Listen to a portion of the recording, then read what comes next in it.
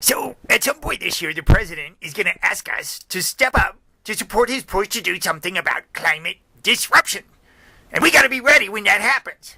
Currently, this movement follows only a couple leaders, and apparently, they don't have the resources to drum up actions more than a couple times a year. So, we all need to use our own creativity, resources, and friends to step in and come up with our own nonviolent actions. So, you're going to need to know all the nonviolent weapons at your disposal. In Gene Sharp's book, The Methods of Nonviolent Action, he outlines 198 different methods.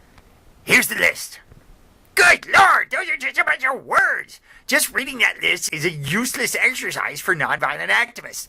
That's why Sharp included 300 pages worth of examples of each and every one of them, which gives you a much more tangible feel of how these things work, and a lot of them could be used for the climate movement. Today, we'll look at method number 1, public speeches. Now, lots of times, public speeches are lame. The Serbian resistance movement, Otpor, decided right from the get-go that their movement wasn't gonna do speeches. But they can work. It depends on who's giving the speech, and when, and where. For instance, if you stand on a street corner and give a speech about climate change, it's not likely to be effective. But if you're President Obama and you go on at length about climate change in your second inauguration speech, that would qualify as surprising and therefore effective. I mean, everyone was like, holy crap, he talked more about climate change than anything else. My God, he really means to do something about it. It was also big news when Mayor Bloomberg endorsed Obama after Hurricane Sandy hit his city. It all depended on the moment.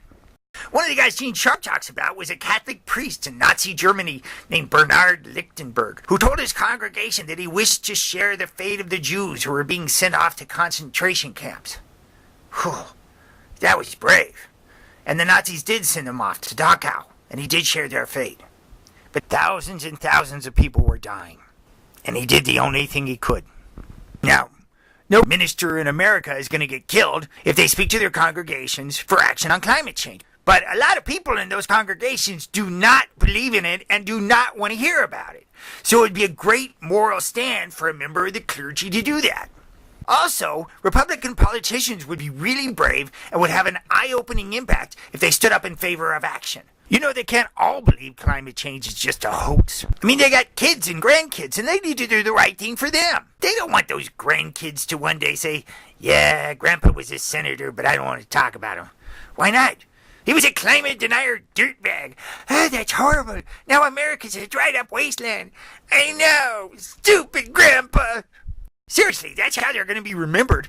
Polar bears already talk about them like that. It's brutal. So, public speeches can work depending on who gives the speech and when and where. Tomorrow, we'll talk about method number 2, letters of opposition or support.